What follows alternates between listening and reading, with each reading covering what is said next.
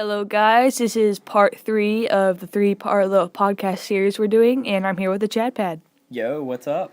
And this is the final little podcast thing that we're doing about Halo, and we're going to be talking about things that we wish we had seen in past games and stuff like that. And Stuff we want to see in future games, maybe. all right, so what's something that?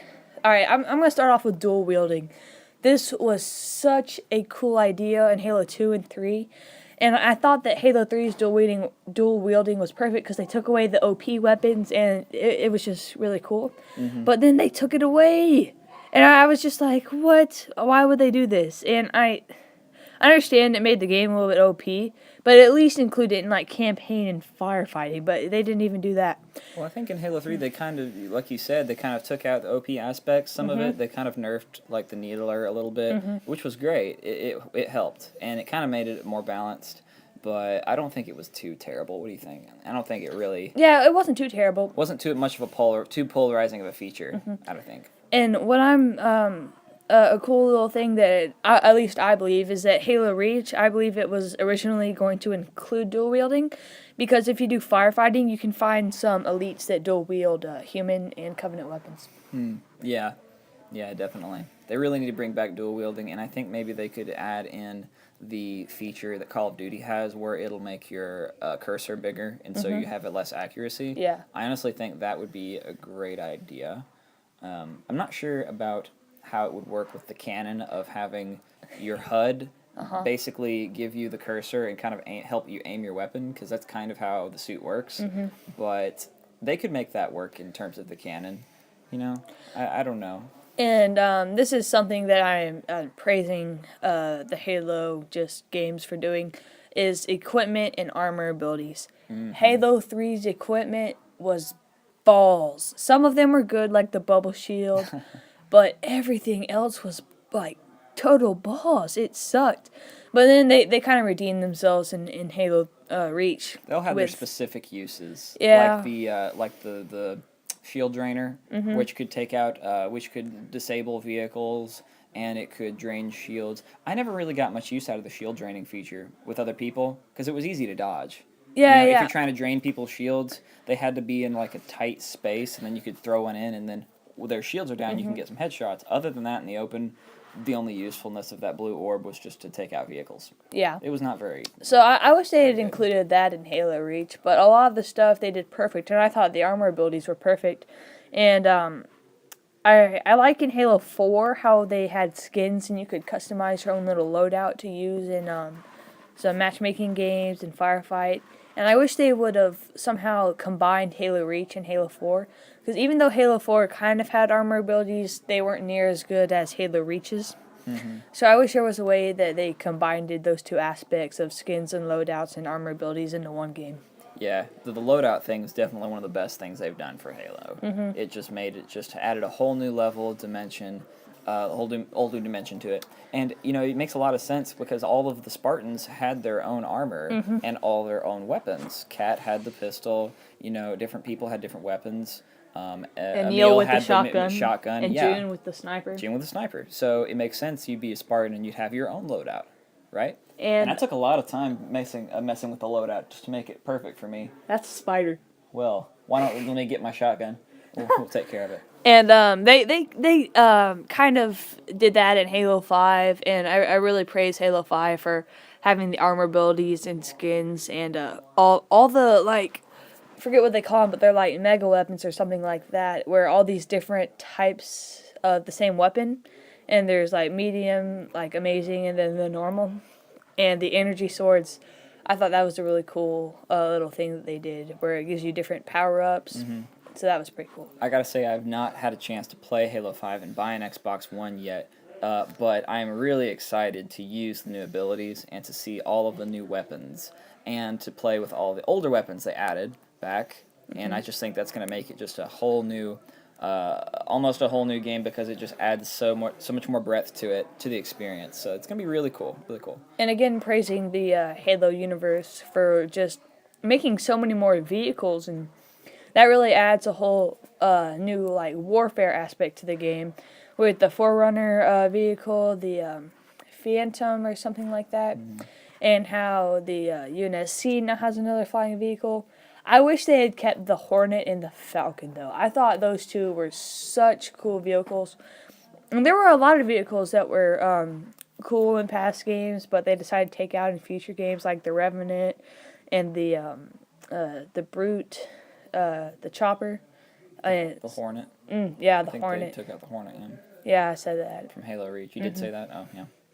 So yeah, and they took out the Falcon too. So that was kind of bad. But I like the new. The Seraph as well. Oh yeah, the Seraph. Dude, that was kind of overpowered though. You was could a have bit. you could have like 5 people on it, and it had boosts and stuff. Yeah, but I mean, it wasn't that. It wasn't that strong. It overpowered. wasn't that sturdy of a vehicle though, because I think that kind of balanced it out. But it was very powerful, very cool. I got a couple of things I want to complain about the past games. Yeah. Now that we've gotten through all the praise, and I agree with every bit of the praise you're giving, I think Halo 1 should have let you use the energy sword and the fuel rod cannon. Oh my The gosh. fuel rod cannon just blew up when you killed a grunt. And that was kind of fun, and it killed me a few times, sure. And it was cool watching it explode, but I mean, that would have been so great. What were they thinking?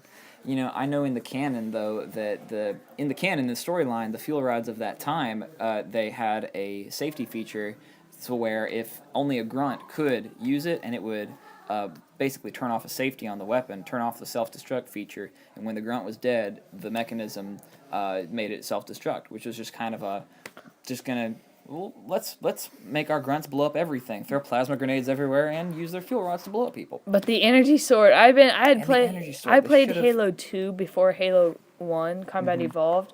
So I was so used to, using the energy sword, and I killed my first elite with the energy sword, and I'm like, what? Where'd it go? You Killed went it. to Halo 1, and Uh-huh. and there was There no. wasn't any, and Yeah. I killed 3 more, and they weren't there. I was like, what's going on? I bet that really made you frustrated. I was like, "What? I was ready for an energy sword. how am I supposed to kill elites? Exactly, and so I really wish they'd done that. Another thing I want to complain about the Halo universe is that Halo 3's storyline was a little bit complicated, to Especially for follow. new people coming in. Yeah, and by that time, a lot of new people had come because it was getting more and more popular, and that was the first game they ever played. And then they found that the storyline was a little complicated. And it killed it. It killed it. Yeah, and it killed it for them. They were like, I don't like Halo. This is too complicated. Well, they didn't see Halo 1 and Halo 2. They have no context, so of course it's going to be complicated. But anyway, Halo 3 was a little bit complicated. For me, it was all right, because, I played Halo 1 and 2, but, The levels were so fun though. The ending were. level, the Yes. a lot of the flood levels where you had to defend areas from the flood. You would have your little I call him your little sidekick. I call him a Bob.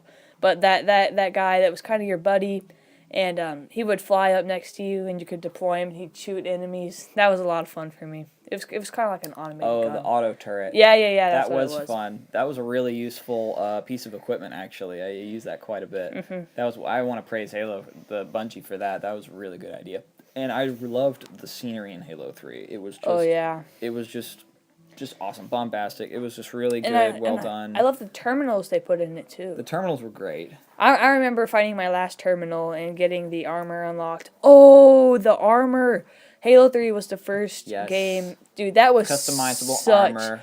the- So fun. Bungie and 343 Industries made the forefront for customizable armor. They did. Before that, you couldn't really do anything. In Halo 2, you could change your color, but that's about it. And they really changed up customized stuff, and They really changed the game, and other games are copying Halo for that regard, and in that regard.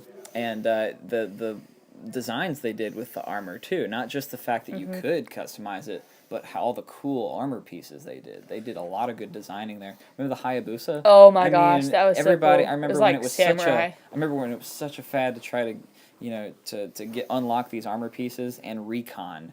Everybody was freaking out about how to earn recon, and you had to do a certain thing. I think you had to play beat it on legendary with all the skulls activated or something like that. Terminal. Or get all the terminals. Is that right? I think you unlocked. So I never actually unlocked recon. Didn't take the time.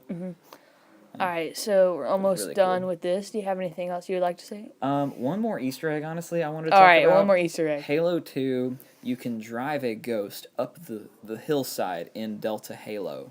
In this one part, you can drive a ghost straight up the wall, and then you're on top of the map, the entire map, and you can see for miles hillsides and mountains.